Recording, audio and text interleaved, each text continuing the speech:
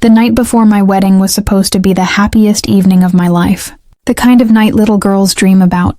The kind of night when butterflies fill your stomach, and every glance toward your fiancé feels like a promise of forever. Instead, it became the night I realized forever was a lie. The rehearsal dinner had been picture perfect on the outside. Soft candlelight flickered against the white tablecloths. Glasses clinked as our friends toasted to eternal love. Laughter floated through the air like music, weaving together the illusion of joy. Everyone said Jason and I looked perfect, that we were meant to be, that tomorrow's ceremony would be the beginning of something beautiful. But as I smiled politely and thanked them, something gnawed at me inside. A whisper I couldn't silence, a shadow of doubt creeping across the edges of my mind. Jason had excused himself halfway through dinner. He said he needed to take a call about last-minute details. I nodded, trusting him, believing the words that slid so easily off his tongue. But minutes stretched into half an hour. And when I looked around, Jason's chair remained empty. That's when I saw Brooke, my bridesmaid, my best friend since high school. She laughed too loudly, excused herself too quickly, and slipped out the same side door Jason had used. Her perfume lingered in the air as she brushed past me, and for the first time all night, my heart pounded in dread instead of excitement. I tried to dismiss it. Brooke was like a sister to me. She wouldn't. She couldn't. And Jason, he was about to marry me. Why would he risk everything on the eve of our wedding? But my instincts refused to stay quiet, and against my will my feet moved. I followed. The hallway outside the banquet room was dim, lined with soft carpet and muted lights. I walked slowly, my pulse thundering in my ears. Every step felt heavier than the last. A sick kind of certainty settled in my stomach as I turned the corner. Then I heard it, a faint giggle. Brooke's giggle, followed by Jason's voice. Low, teasing, intimate. I froze outside the door. The number glared back at me like a warning sign, but my hand shook as I pushed it open anyway. And there they were. Jason. Brooke, not whispering. Not sitting innocently, but together, too close, too intimate. His shirt was unbuttoned halfway, her lipstick smeared across his neck, her hand resting on his chest like she owned it. The sight punched the air from my lungs. The ground seemed to tilt under my feet. Jason's head turned toward me, his eyes widening for a split second. But then he smirked, a cruel, careless smirk that shattered me more than the betrayal itself. Well, he said smoothly, like I had caught him doing nothing more than sneaking dessert. Looks like you found out. My throat tightened. Jason, how could you? How could you do this to me, to us, on the night before our wedding?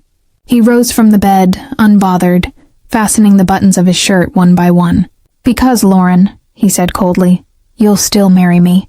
You don't have a choice. Everyone's here. Your family, mine, all the guests. You wouldn't dare embarrass yourself in front of them.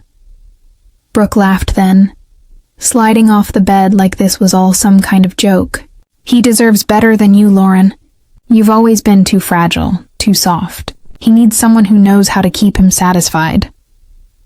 Her words sliced deeper than knives, but Jason's expression, smug, certain, untouchable, was what lit the fire inside me. Tears burned in my eyes, but I forced them back.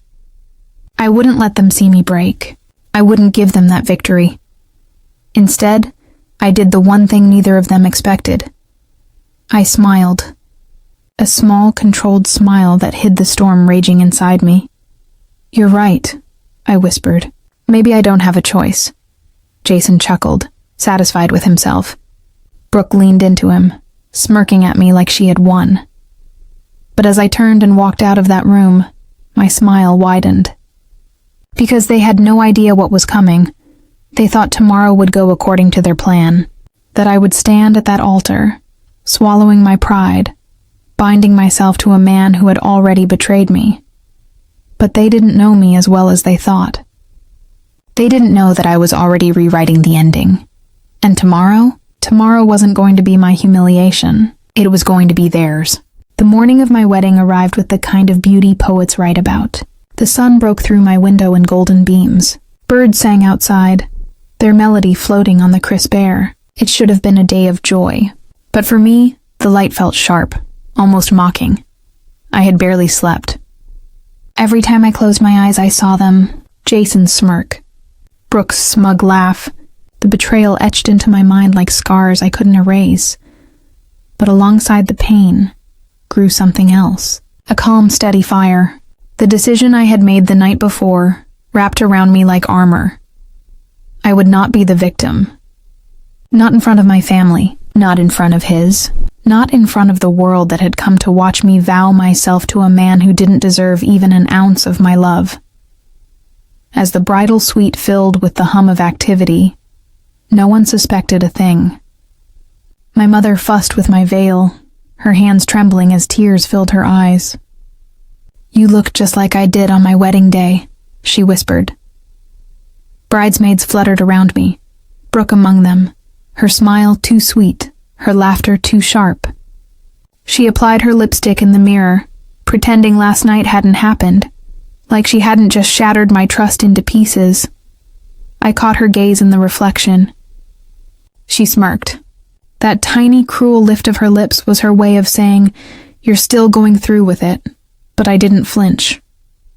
I let her think she'd won, because soon that smirk would vanish. The hours crept by, each moment heavy with anticipation. The bouquet arrived, a perfect arrangement of roses. The photographer clicked endlessly, capturing a version of me that looked blissful on the outside and deadly calm within. And then came the knock. Jason's mother peeked in, her eyes shining. "Lauren, honey," she said warmly, "it's time." The words sent a shiver down my spine. Time. Yes, it was time. Not for the wedding Jason thought was about to unfold, but for the unveiling of my truth. The music swelled as I stepped into the church.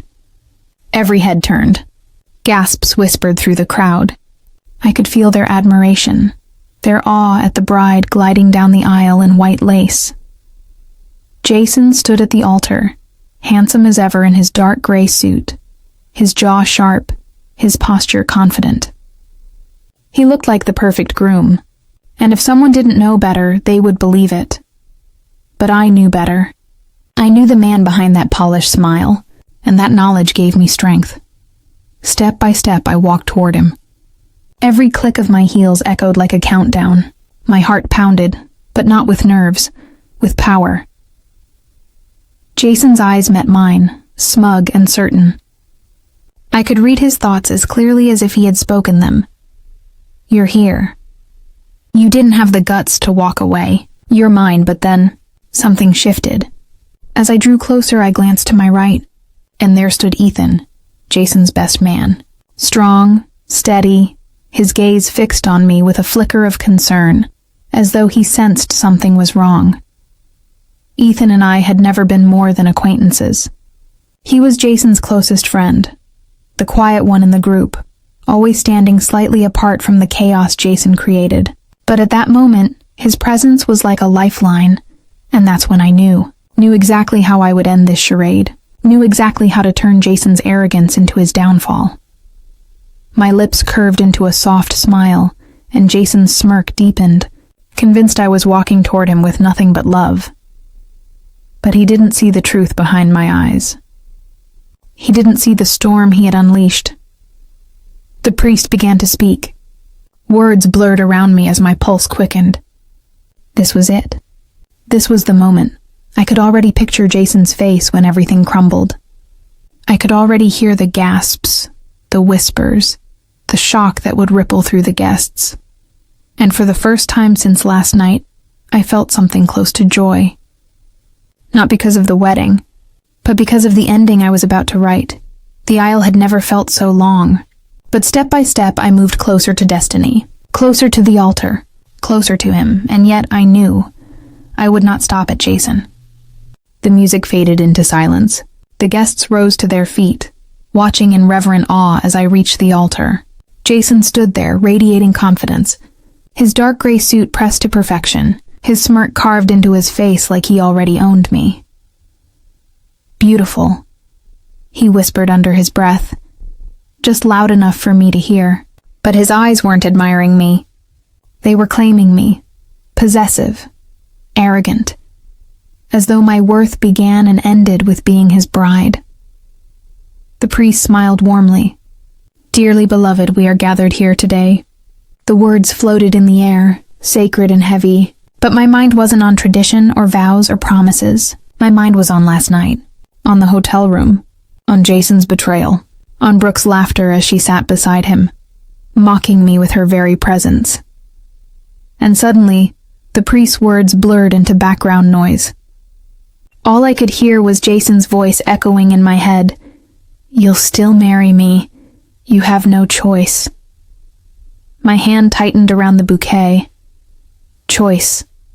That was the very thing he thought he had stolen from me. But today, in front of everyone, I was going to take it back. The priest turned to Jason. "Do you, Jason, take this woman to be your lawfully wedded wife?" Jason's smirk widened. "I do," the crowd smiled, nodding approvingly. It was the moment they had been waiting for, but not the moment I had planned. Then the priest turned to me. "And do you, Lauren, take this man?" The church fell into a hush. Every eye was on me. Jason's stare burned into mine, smug, certain, daring me to do anything but say yes. My lips parted, and I smiled, but instead of facing Jason, I turned, slowly, deliberately, toward Ethan. Gasps exploded across the church. Confusion rippled like a wave through the crowd. Ethan's eyes widened, shock flashing across his face as he instinctively straightened. I took a step toward him, then another, until I stood right before him, slipping my bouquet into his stunned hands.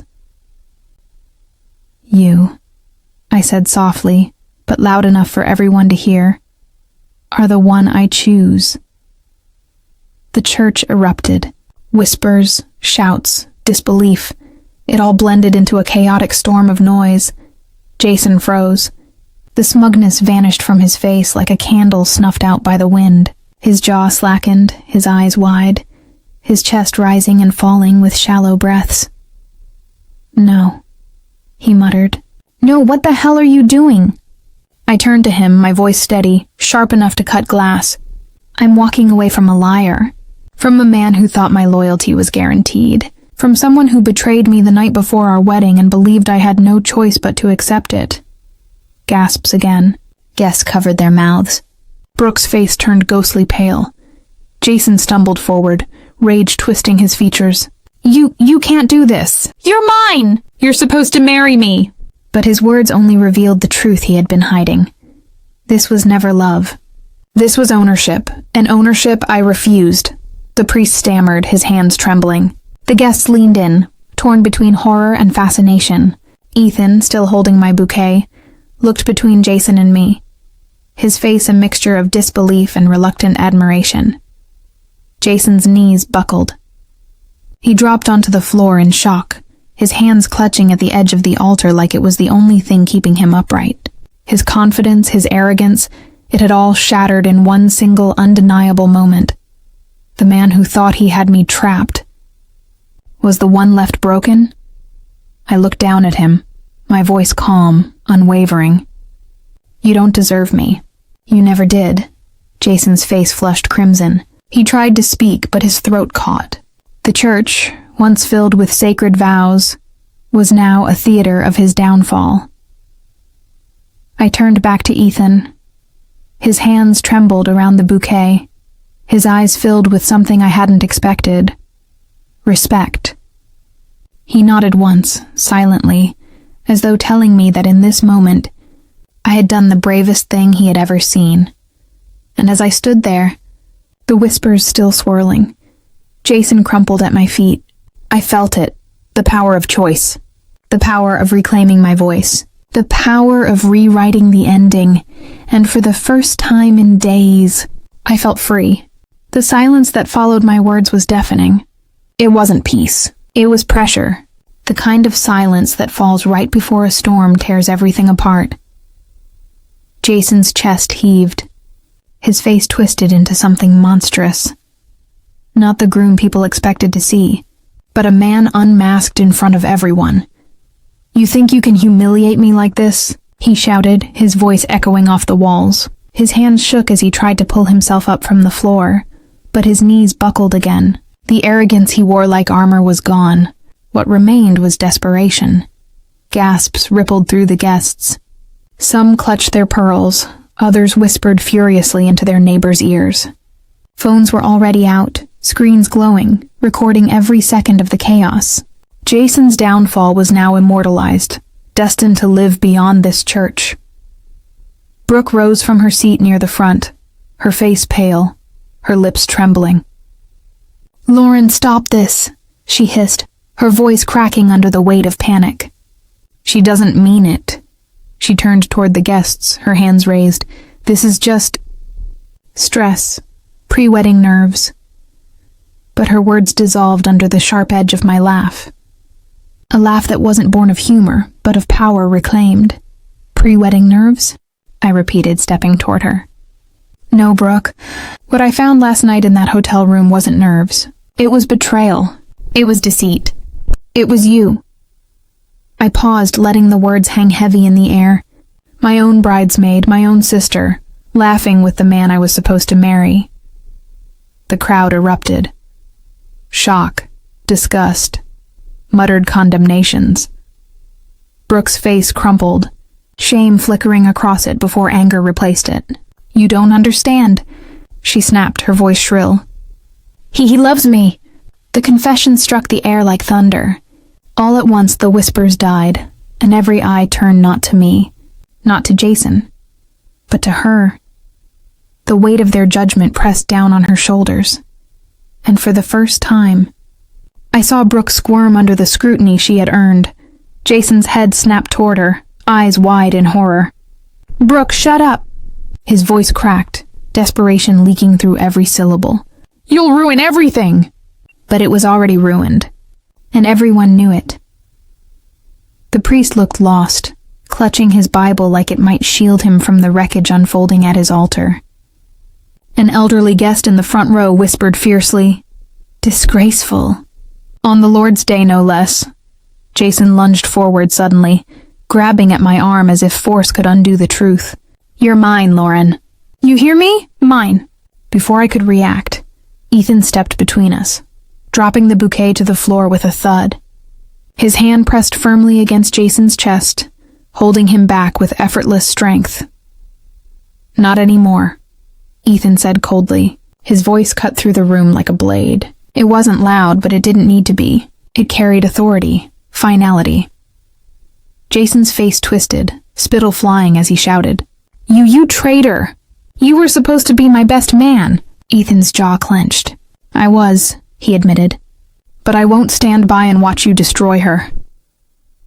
The church fell into stunned silence again.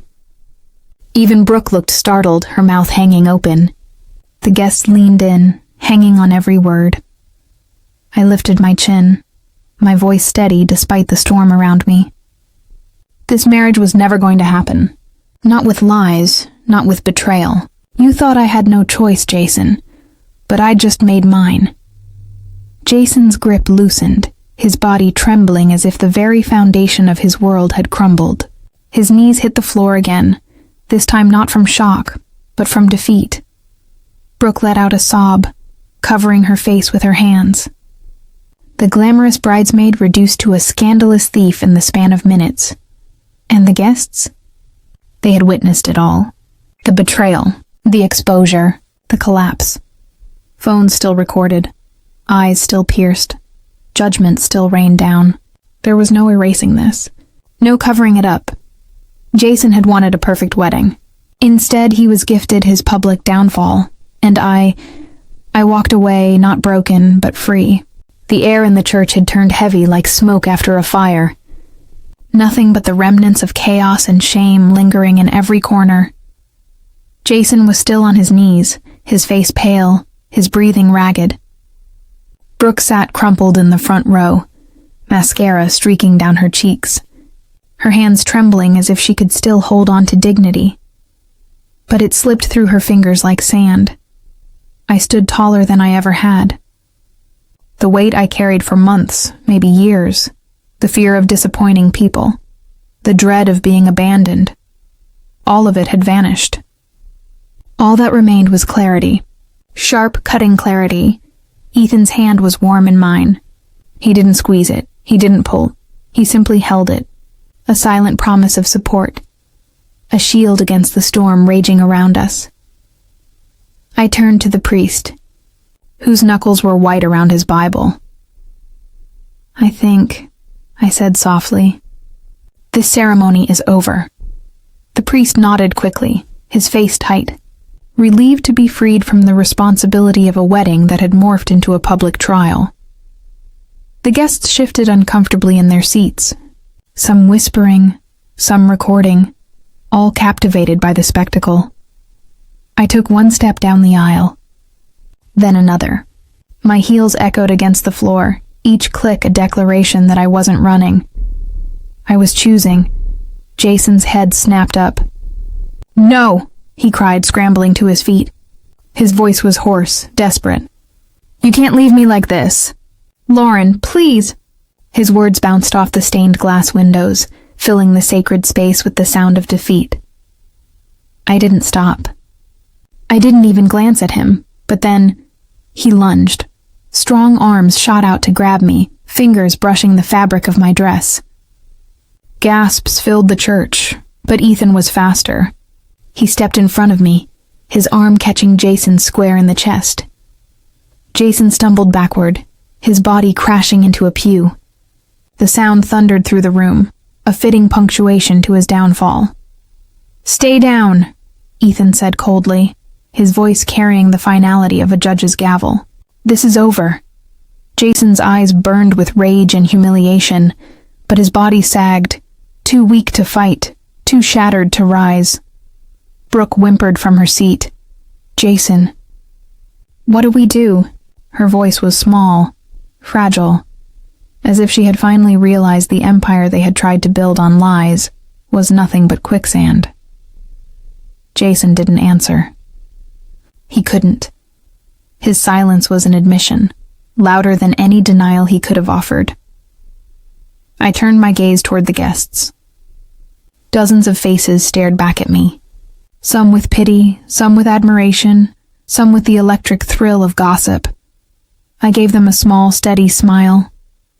"I won't be anyone's fool," I said clearly, my voice carrying to the back pew. "Not anymore." And then I walked. The doors at the end of the aisle swung open with a heavy groan.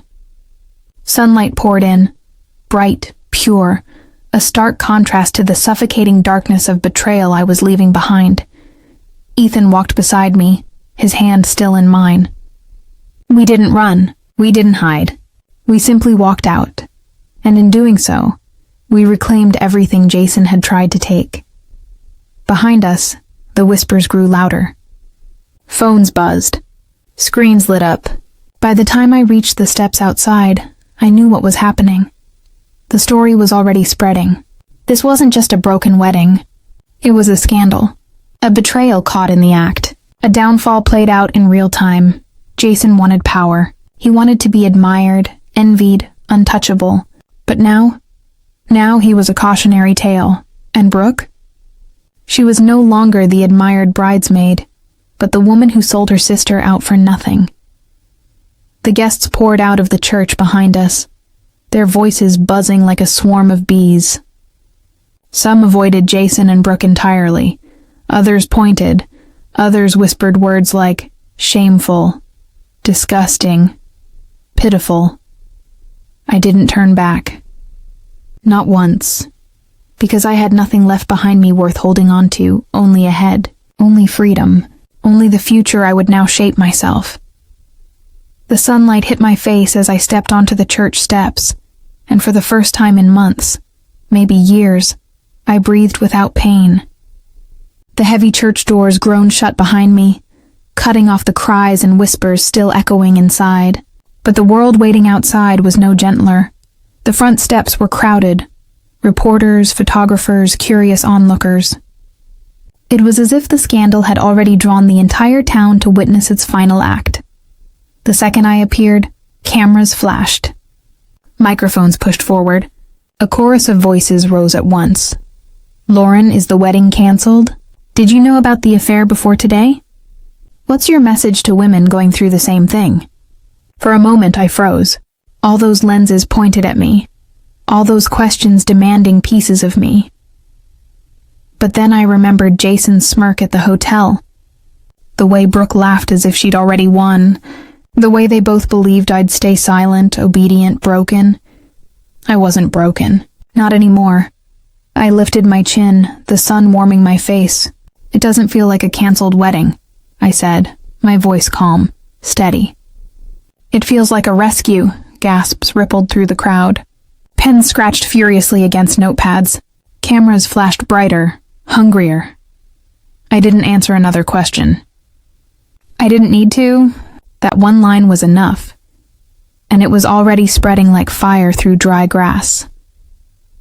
Ethan stayed close, not pulling me, not shielding me, just walking with me. His quiet presence was enough to steady my breathing, to remind me I wasn't walking into the unknown alone. Behind us, the church doors burst open again. Jason stumbled out, his suit jacket hanging half off his shoulders, his face blotchy with rage and humiliation. Brooke followed a few steps behind, her mascara streaked so heavily she looked like a ghost of herself. The reporters turned instantly. The microphones shoved toward him now, their questions sharper, their voices cutting. "Jason, do you have anything to say about the affair? Is it true you cheated on your fiancé with her sister? Are you and Brooke officially together now?" He shoved past them, his jaw tight, his lips pale. "No comment," he barked, but his voice cracked on the last word. And the cameras caught it all. Brooke tried to speak, to defend herself maybe, but her voice was drowned out by the reporters. Her words crumbled into stammers, and soon she stopped trying. The crowd of guests poured out too. Some shook their heads at Jason. Others whispered, their disgust clear on their faces. One older relative muttered loudly, "What a disgrace. To do that to your own bride?" Jason heard it. I saw his shoulders tense. But he didn't turn back. He couldn't. The weight of public shame was already pulling him under.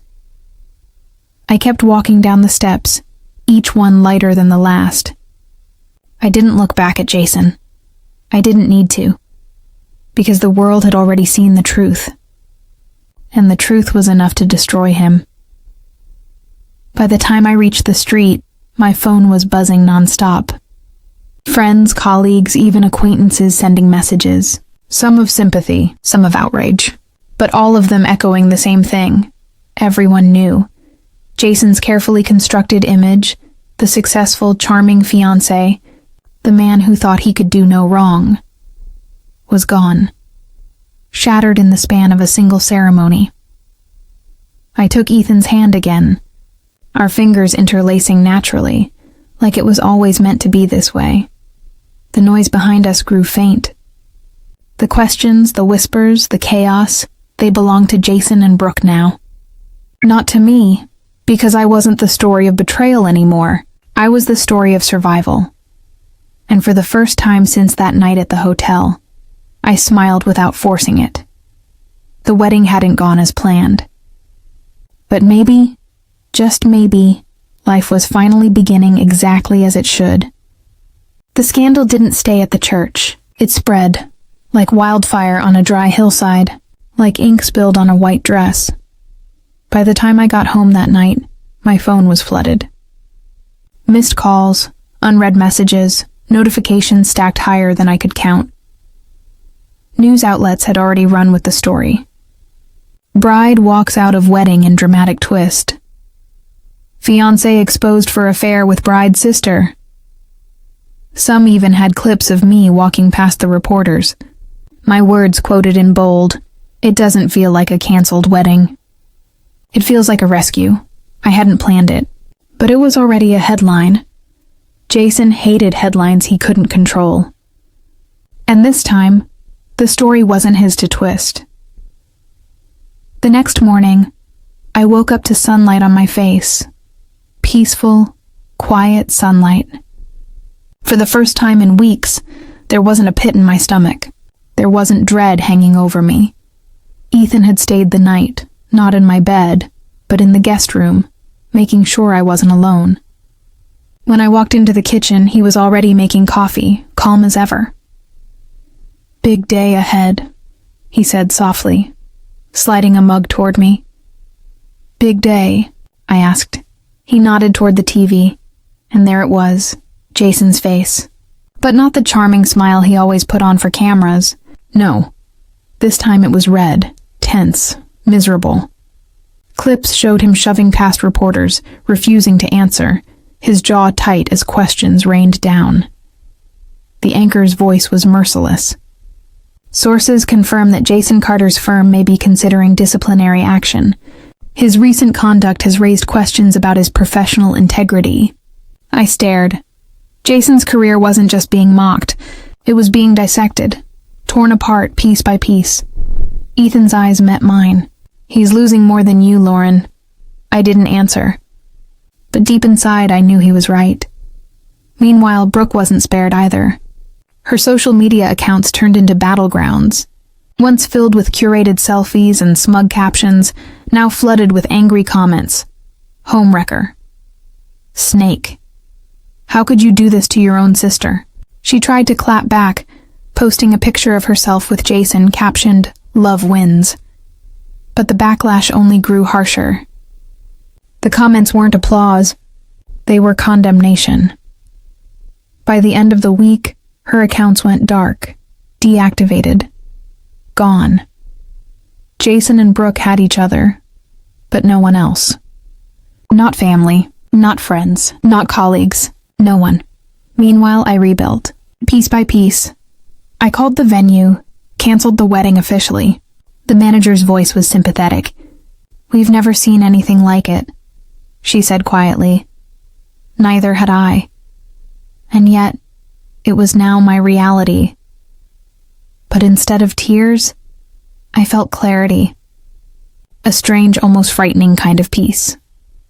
I redecorated my apartment, taking down the pictures of Jason and me, replacing them with soft paintings, family photos, and little things that made me smile. One afternoon, I even laughed. Truly laughed. Because the silence in my home wasn't heavy anymore. It wasn't filled with secrets or lies. It was mine. But Jason wasn't done. Men like him never quit quietly. They claw, they scratch, they try to rebuild their thrones from the rubble. And soon enough, I got the call. An unknown number lit up my phone. I hesitated but answered. His voice came through, low, hoarse, desperate. "Lauren, it's me. I didn't speak. I just listened. I lost everything," he whispered. "The firm suspended me. Friends won't answer my calls. Even Brooke's starting to panic. I don't know what to do." For a second, I almost felt pity. Almost. But then I remembered his smirk at the hotel, his words slicing into me like knives. "You're just not enough for me." No, I didn't pity him. I pitied the man he could have been, but chose not to be. I took a deep breath. "Jason, whatever happens next, it's on you. Not me," and I hung up. The silence after was louder than his voice. Final. Undeniable. Because now, he wasn't my problem. Not anymore. And for the first time since the engagement began, I wasn't carrying his weight. I was carrying only myself, and it felt like freedom. Jason wasn't the type to accept defeat. He'd never been told no without twisting it into a yes. So when I cut him off, I knew it wasn't over. Not for him. The next week, I got flowers delivered to my office. Huge arrangements. Roses, lilies, orchids, bouquets so large they didn't fit on my desk. The card read only 3 words. "Forgive me, please." I stared at the petals, the scent filling the air, But instead of melting my heart, it made my stomach twist, because I knew exactly what it was. A performance. An audience of one. Another scene in Jason's endless play. I told the receptionist to donate them to a hospital. I didn't even take them home. The next day, it escalated. Jason showed up at my building, standing outside in his dark suit, as if he was some tragic lover from a movie. Except in real life, his presence wasn't romantic. It was suffocating.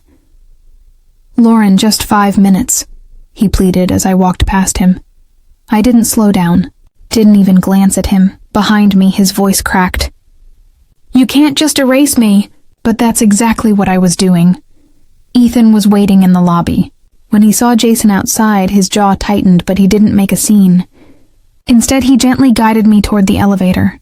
"You okay?" he asked softly. I nodded, but my heart was pounding. Jason wasn't just desperate. He was unraveling. That night, I opened my phone, and sure enough, he was trying to flip the story. A long post appeared on social media. Pictures of us together, smiling at parties, holding hands in public. The caption painted me as cold, confused, even cruel. "She walked away from the best thing that ever happened to her," he wrote. "She let outsiders poison her mind. But I'll always love her no matter what." Thousands saw it.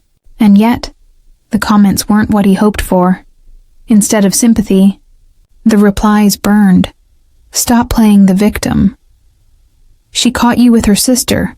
Dude, take accountability." Jason had lost control of the narrative, and it was eating him alive. Meanwhile, I found myself breathing easier. Nights weren't haunted anymore.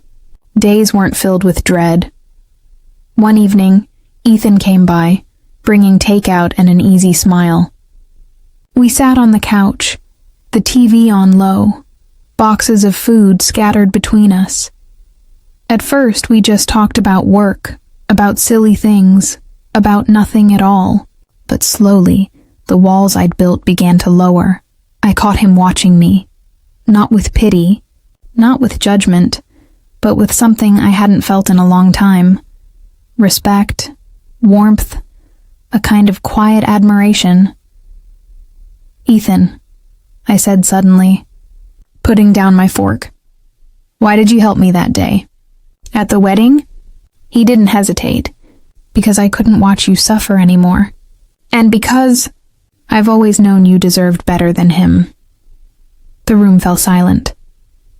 Not heavy, but full of unspoken truth. And for the first time since my world fell apart, I felt something stir in my chest. Not pain, not anger, but hope. Jason's world was collapsing. Mine was just beginning. And deep down, I knew this wasn't the end of the story. It was the start of something I hadn't dared imagine. Jason's desperation didn't fade. If anything, it grew louder, messier, like a storm with nowhere left to go. One night, just as I was settling into bed, there was a pounding at my door. Not a polite knock, not a hesitant tap, but fist slamming shaking the frame. I froze. My phone buzzed on the nightstand. A text lit up the screen. "Jason, open the door, Lauren. We need to talk, now." My hands shook, but I didn't move. Didn't answer. Another message came. "Jason, you think you can humiliate me? Walk away from me? You belong to me." The words sliced through the silence. For a moment, fear tried to crawl back in. But then I remembered Ethan's words. I remembered the look on Jason's face when I turned at the altar. He wasn't powerful anymore. He was exposed. He was desperate. I called the police.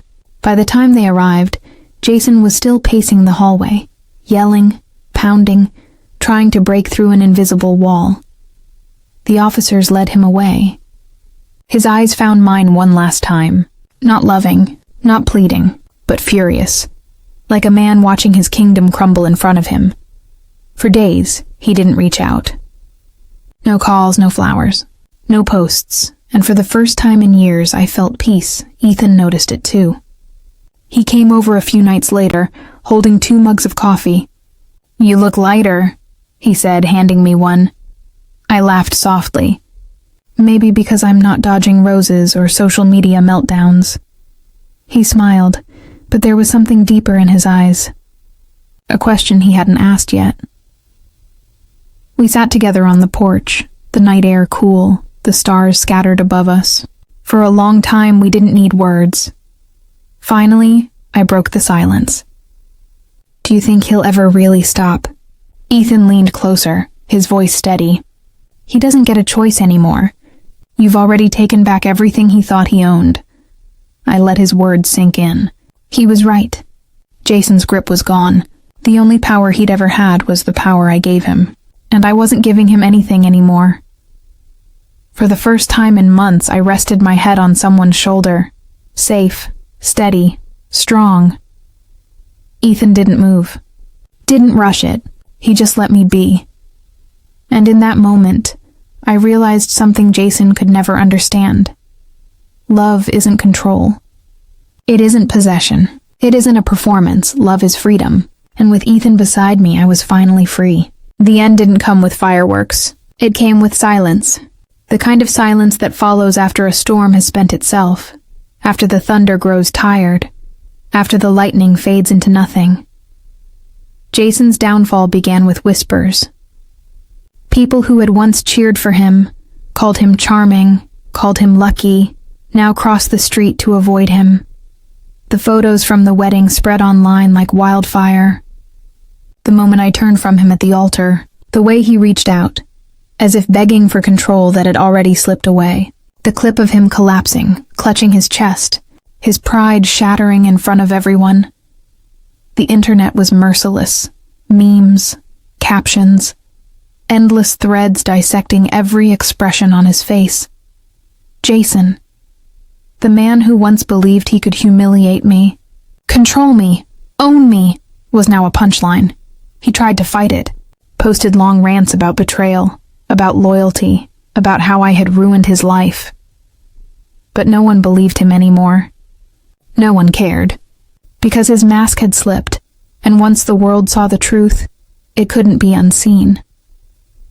Meanwhile, my life began to rebuild itself piece by piece.